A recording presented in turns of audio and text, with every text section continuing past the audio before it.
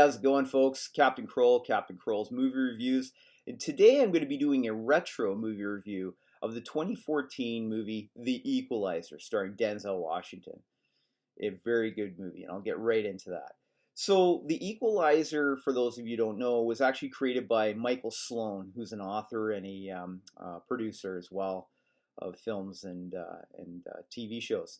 So in the 1980s, The Equalizer debuted on CBS in 1985, and it ran from 1985 to 1989, starring veteran British actor Edward Woodward in the role as Robert McCall, aka The Equalizer. So in the TV series, in the pilot episode, you soon find out that he's left the agency, as they call it, which is better known as the CIA, and he was one of the most dangerous operatives with the CIA at the time. So he relocates to New York. He reconnects with his estranged teenage son, played by William Zabka, better known as Johnny from the original Karate Kid, and his ex-wife also lives in New York. So he lives in a posh apartment, has a Jaguar car, dresses in three-piece suits, doesn't look like your typical 80s action hero, very unassuming. And that's the kind of the key with The Equalizer, very unassuming. And then he would go on to agree to take on missions with the company, better known as CIA, and in lieu of him leaving the agency.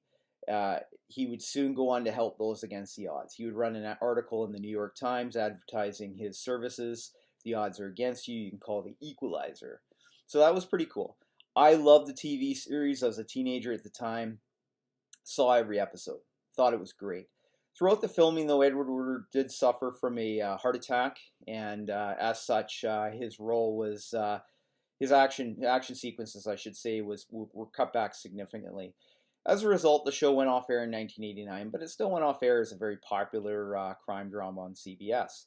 So throughout the years, I thought it would be really cool if they rebooted the TV series or rebooted a movie version of The Equalizer. Well, as luck would have it, in 2014, along came Antonie Fuqua's The Equalizer. So for those of you who don't know who Antonie Fuqua was, he is the director that did Training Day starring Denzel Washington. And that was an excellent movie as well. And he's gone into film another few really good movies as well. So when he rebooted the Equalizer with Denzel, I was a little hesitant going, well, he doesn't really look like Robert McCall. But they pulled it off. And they did what I consider a really good, fresh reboot. And what I mean by that is they didn't carbon copy the TV show. They made their own version of the Equalizer. And they did it really well. So let's get right into the movie. So Robert McCall is, this time he's relocated to Boston. He doesn't have a teenage son, and you realize that he wasn't divorced, but his wife actually passed away from, I believe, cancer. So he is a widower in this movie, and you feel for him in the movie. You see he's going through some pain. He misses his wife, obviously. He works at the local Home Mart, so he's not driving a Jaguar. He's actually taking transit buses everywhere. He doesn't live in a posh apartment. He lives in a very basic apartment. And you quickly see that he suffers from OCD, and you'll later learn that he suffers from PTSD. So what happens is, he's a very lonely character, and he has extreme difficulty sleeping. Extreme difficulty sleeping. And so what he does is, throughout the middle of the night, he takes a book down to the 24-hour diner, and he sits at his favorite table, has his cup of tea, and reads his book. You find out the reason he reads these books is because his wife was trying to read the top 100 books before she passed away, and she never made it to 100. So you find out that he's reading the top 100, and the reason he's reading these books is when he finally meets her again, I assume when he dies, they have something to talk about. So it's a really refreshing version of the character that you've never seen before. A very vulnerable hero.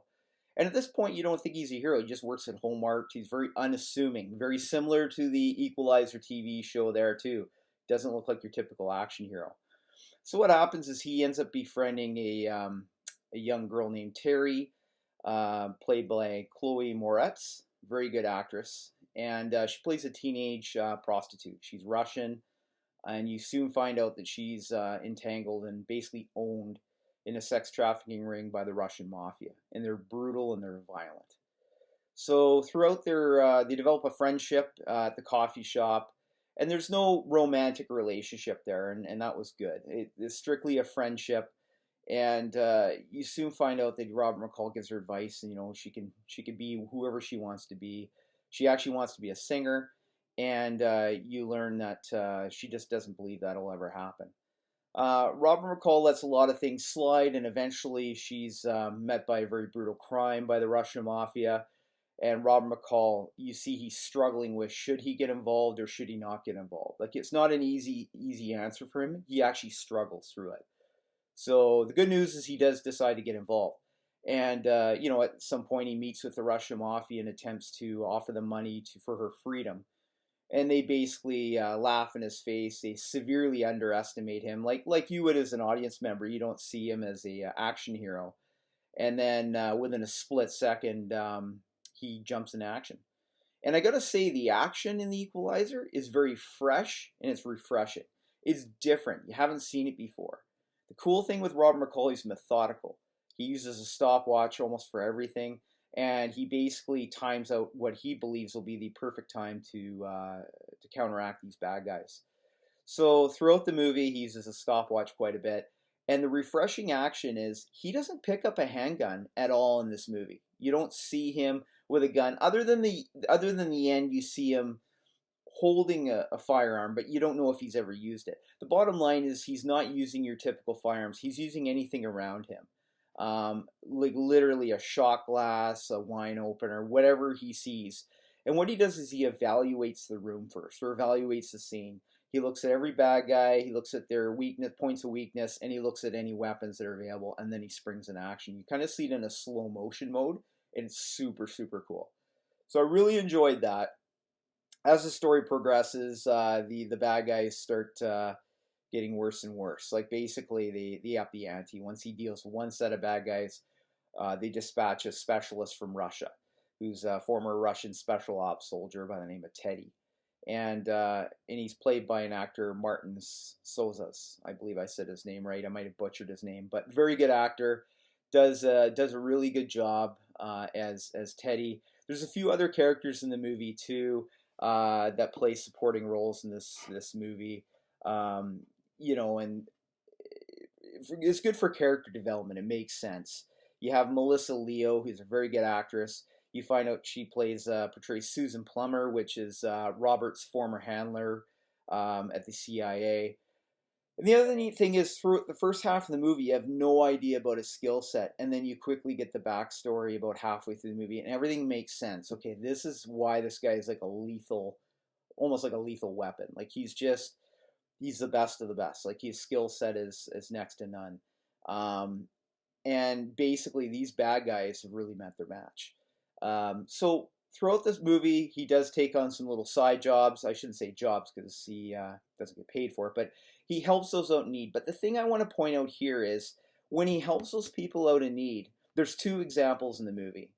One is involving a woman being terrorized by dirty police, and then the other one is a woman has her ring stolen during a robbery. On both occasions, he steps in, but nobody knows it other than the audience. I don't even think the bad guys knew it hit him. But the thing is, those two victims, they had no idea that it was Robert McCall. And that's what's so cool about it. He's unassuming. He's not looking for the reward. He's not looking for the kudos. He just does what he believes is right. And I thought that was really, really cool to point out, because I really enjoyed that. He's not trying to jump out in front of everybody and say, look what I did. He does it, and he just moves on, and nobody knows. They just think he's the guy who works at Hallmark. So it's kind of like a superhero wearing a mask. It's really cool. So the music in this movie, very well done. So in the 1980s TV series, Stuart Copeland, who is a musician with the band The Police, lead singer is Sting from The Police, he provided basically the soundtrack for that entire TV series, which really helped the success of it, I thought. Similar to Miami Vice, how Jan Hammer provided the soundtrack for that series as well. In this movie, there's a really good score. I really enjoyed it. I thought the music was good. It helped the movie develop. Again, the slow motion fight scenes are incredible. So I'm going to go into a couple of the cons of this movie, because every movie has its cons here and there. But I'm going to tell you, the pros 100% outweigh these very small, significant cons. And I may be incorrect about them too, but I'm going to dive right into it. So there is a body count in the movie, obviously, as as Robert McCall mows through these bad guys. Now, the thing I thought at the end is, how did the police not get involved? How did they not find these bodies, these bad guys, and how did they not investigate and reconnect it somehow to Robert McCall? But then I thought about it after too, counteracting that. Well, maybe the CIA got involved because he is a former employee, um, and cleaned it up. I don't know. I can't say for sure. But again, it's a small con. You don't really think about it until you really analyze the movie.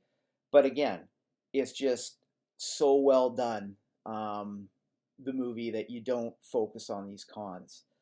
So, and the other thing about it is too is that as he's fighting the bad guys, he's not basically killing everybody. He gives them an opportunity, and there's a few scenes in there where he doesn't kill the bad guys. He apprehends them for the FBI or the police, and I thought that was cool. Kind of mixed it up. He wasn't just Rambo mowing through everybody and killing them. He was giving them opportunities and stuff, and he actually gives the main bad guy Teddy a fairly good ultimatum towards the end of the movie, similar to the movie Heat, which I love too, where Robert De Niro and Al Pacino are sitting across from each other in a coffee shop. Well, there's a scene like that in The Equalizer, and I thought that was pretty cool. And it was basically, look, like, here's your last chance, pack up all your crime and leave. And the guy just laughs Robert McCall off, and Robert's like, okay, I gave you a chance, type thing. And it's just really cool to see that scene, and then the action that follows. There is a climactic scene. I will describe it as Home Alone in a big box outlet, where all the bad guys are going after McCall. And the way he deals with these bad guys, each bad guy in a different shape or form with a different type of weapon, is super cool. The Equalizer is an excellent movie. Highly recommend it. It's what I call a treadmill movie, where I can go on my treadmill and run and lose myself in the movie. I've done that actually a number of times. I've seen this movie like 20, 30 times. I love this movie. Very good. It did spawn a sequel, The Equalizer 2, which is really well done as well. And that's the first time in Denzel Washington's acting career where he's agreed to do a sequel. So I'm hoping there's a third movie. The reason I did this review is I will be doing a review on the new rebooted TV series on CBS that just started this year with Queen Latifah. It won't be nearly as generous as this review, but I thought it was important to have this backstory to explain The Equalizer, my love for the character of The Equalizer, before I jump into that review. Anyways, if you love The Equalizer like I did, let me know in my comments. Oh, out of a scale of 1 to 10, what do I give this? 9.5. I give this movie a 9.5. I love this movie. So again, let me know what your thoughts are on The Equalizer in the comments below, and subscribe to my channel. Take care. Bye.